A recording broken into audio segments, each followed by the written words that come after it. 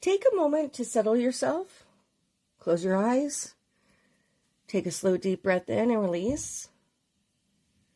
Allow yourself to become fully present, because tonight we are going to do a water bowl test to see if we are cursed.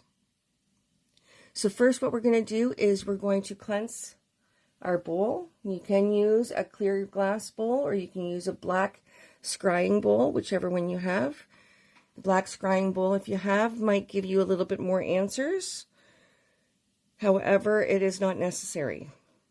And you're going to cleanse your matchsticks as well. You want to make sure that the energy is clear before you go ahead and do this. Okay. We're then going to take our matchsticks and we're going to place them in our hands, just like so. And as you're holding them in your hand, you want to keep this in your thoughts. I seek truth, clarity, and understanding. May only honest answers be revealed. I'm going to say that again. I seek truth, clarity, and understanding. May only honest answers be revealed. Now, if you haven't filled your bowl yet with water, go ahead.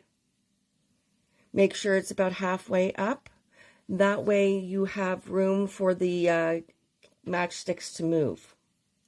So we're going to take our first matchstick. We're going to light it.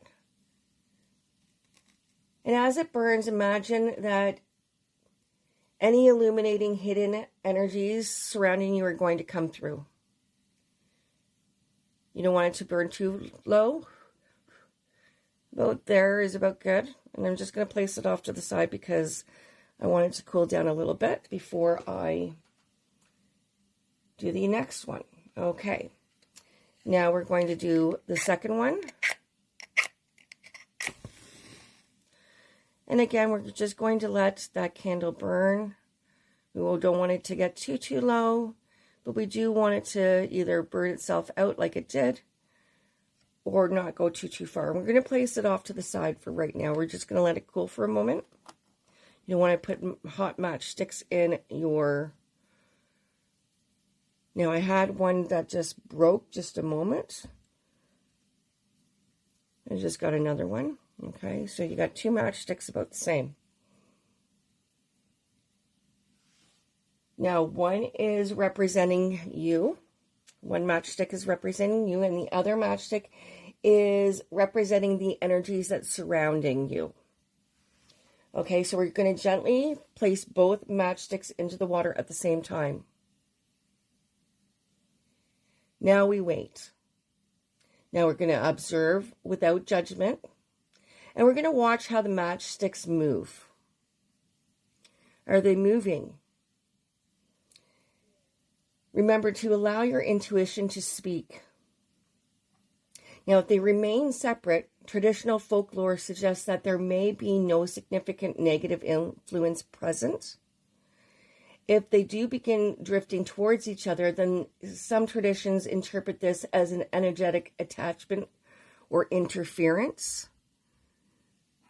If they cross a form or an X shape, this has often been viewed as a stronger indication of conflict, spiritual attack, or directed negativity. And if one sinks while the other remains floating, the folklore suggests that there may be an imbalance and may warrant cleansing and doing some protection work. It may also mean that you need to do it again.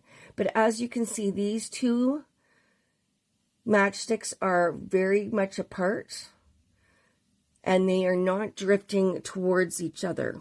No movement at all, which tells me that there is no immediate danger or energies that are nearby me that would suggest that there's something going on.